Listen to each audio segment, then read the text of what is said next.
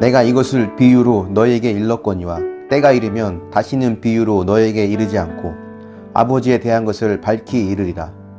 그날에 너희가 내 이름으로 구할 것이요 내가 너희를 위하여 아버지께 구하겠다 하는 말이 아니니 이는 너희가 나를 사랑하고 또 내가 하나님께로부터 온 줄 믿었으므로 아버지께서 친히 너희를 사랑하심이라. 내가 아버지에게서 나와 세상에 왔고 다시 세상을 떠나 아버지께로 가노라 하시니 제자들이 말하되 지금은 밝히 말씀하시고 아무 비유로도 하지 아니하시니 우리가 지금에야 주께서 모든 것을 아시고 또 사람의 물음을 기다리시지 않은 줄 아나이다. 이로써 하나님께로부터 나오심을 우리가 믿사옵나이다. 예수께서 대답하시되 이제는 너희가 믿느냐? 보라, 너희가 다 각각 제 곳으로 흩어지고 나를 혼자 둘 때가 오나니 벌써 왔도다. 그러나 내가 혼자 있는 것이 아니라 아버지께서 나와 함께 계시느니라.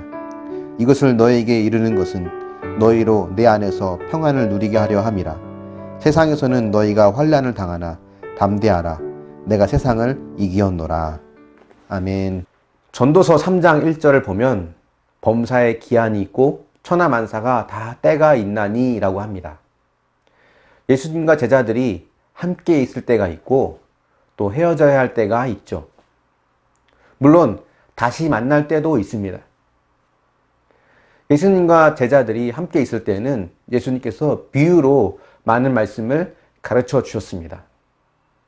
비유로 말씀하신 것은 이해하기 쉽게 설명하기 위함도 있지만 또 누군가에게는 이 말씀의 뜻을 감추기 위한 경우도 있습니다.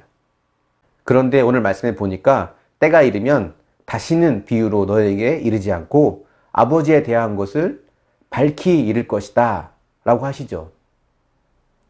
그럼 때가 이른다고 하셨는데 그 때는 언제를 말하는 걸까요? 예수님은 십자가에서 죽으시고 부활하시면 하늘에 오르셔서 이 땅에 성령을 보내주실 계획을 갖고 계셨습니다. 그렇게 성령이 이 땅에 임하시면 그 성령을 통해 아버지에 대하여 분명하게 알게 된다라고 하시는 거죠. 그동안 제자들은 예수님 말씀하시는 말을 이해하지 못할 때가 많았어요. 제자들이 예수님 말씀을 이해하게 된 것은 사도행전 2장 성령 충만을 받은 후부터라고 볼 수 있습니다.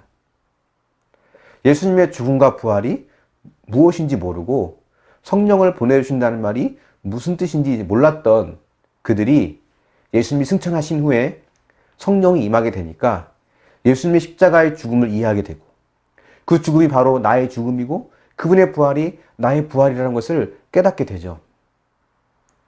복음서에서 나온 제자들은 한심하기 그지없는 자들이었는데 사도행전 성령을 받은 이후의 제자들은 말씀에 능통하고 또 기도도 잘하고 믿음을 끝까지 지키는 그런 아름다운 믿음의 사람으로 보여집니다. 여러분, 범사에 기한이 있고 천하만사가 다 때가 있다고 하잖아요. 제자들처럼 변화의 때가 우리에게도 올 것입니다. 그때까지 우리가 할 일은 주님을 사랑하는 거예요. 27절에 보면 주님은 제자들을 향해 이렇게 말씀하십니다. 너희들이 나를 사랑하고 믿었기 때문에 아버지께서 친히 너희를 사랑한다. 그때가 이를 때까지 제자들이 한 일은 주님을 사랑하는 것이었습니다. 마음을 다하고 뜻을 다하고 힘을 다해 주 너의 하나님을 사랑하라. 이 성경에 가르치는 가장 큰 교훈이죠. 우리의 기도 제목이 바로 이렇게 돼야 됩니다. 주님, 내가 주님을 더욱 사랑하길 원합니다. 환경과 처지를 초월하여 어떤 상황에서도 주님을 더 기뻐하고 사랑할 수 있게 도와주시옵소서. 그렇게 주님을 더 알아감으로, 주님을 더 사랑함으로 주님의 십자가의 죽음이 나의 죽음이 된다고 하는 그 은혜를 경험할 때 제자들의 이 변화된 삶이 우리 안에도 일어나게 된다는 겁니다. 오늘 본문에 나온 제자들은요, 아직 사도행전에 나왔던 성령을 받지 못한 상태죠. 그래서 그들은 주님을 떠나 흩어지게 됩니다. 주님도 그것을 미리 일러주세요. 십자가에서 죽으시는 주님을 벌어두고 혼자만 살겠다고 도망칠 것을 주님은 아셨고 그것을 제자들에게 말씀해 주십니다. 이 말씀은 제자들에게는 굉장히 불편한 말씀일 겁니다. 나의 실패를 예견해주고 나의 잘못을 지적해주는 그 말씀이 불편할 거예요. 하지만 그 불편한 말씀, 책망의 말씀, 그 말씀도 잘 들어야 합니다. 그 말씀을 잘 들어야 주 안에서 오는 평안을 누리게 돼요. 말씀을 통해 내게 주시는 듣기 좋은 메시지가 있죠. 응답하신다, 축복하신다, 함께 하신다.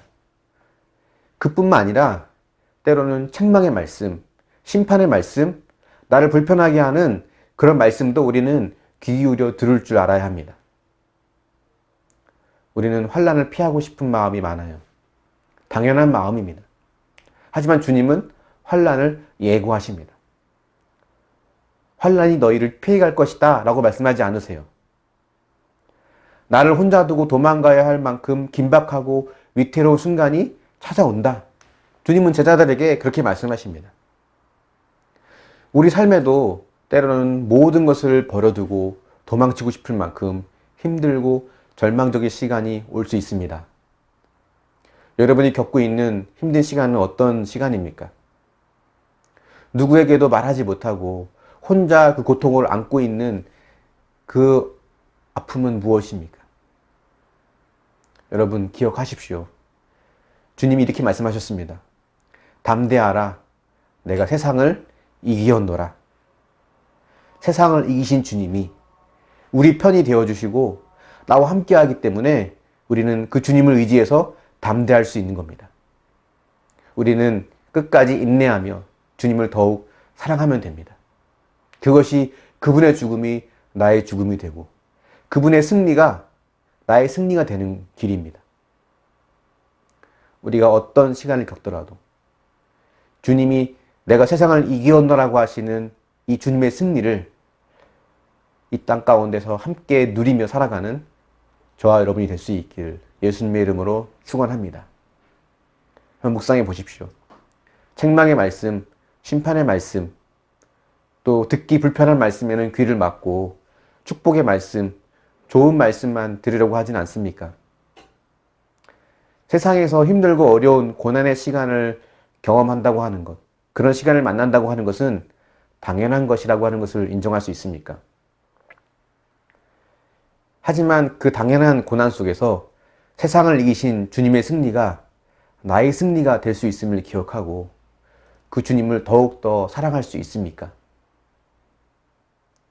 우리가 이 말씀을 묵상하면서 오늘 하루도 주님의 승리를 누리는, 경험하는 저와 여러분이 될 수 있기를 예수님의 이름으로 축원합니다. 잠시 기도하겠습니다. 사랑의 하나님, 세상 속에서 환난과 고난을 피할 길은 없다는 것을 인정합니다. 때로는 제자들이 모든 것을 버려두고 도망갔던 것처럼 주님, 우리 역시도 모든 것을 포기하고 도망치고 싶은 그런 절망의 시간, 힘든 시간이 있음을 고백합니다. 각자에게 허락된 그 고난과 힘든 시간 속에서 담대하라, 내가 세상을 이기었노라고 하시는 주님의 음성을 듣고 그 주님을 신뢰하며 담대할 수 있도록 주님 도와주시옵소서. 때로는 책망의 말씀, 때로는 심판의 말씀, 특히 불편한 말씀을 할지라도 그 말씀을 귀 기울여 듣고 그 말씀 속에 담겨있는 하나님의 사랑을 발견하게 하여 주시옵소서. 어떤 고난 가운데 있습니까? 무엇 때문에 힘든 시간을 보내고 있습니까? 힘들고 어려운 순간 속에 주님께 기도하는 성도들의 기도를 기억해 주시고 손 내밀 때 주님 그 손 꼭 잡아주셔서 내가 함께 하겠노라 하시는 그 음성을 들려주시고 세상을 이기신 주님의 승리로 함께 승리할 수 있도록 붙들어 주시고 위로하여 주시옵소서. 점점 세상은 악해져 가고 어두워져 가고 있는 가운데 주님 더욱더 주님을 사랑할 수 있는 믿음을 갖게 하여 주시옵소서. 형편과 처지에 따라 우리의 마음이 흔들리지 않게 해주시고 굳건한 믿음으로 하나님을 더욱 사랑할 수 있도록 인도하여 주시옵소서. 감사드리며 예수님의 이름으로 기도합니다. 아멘.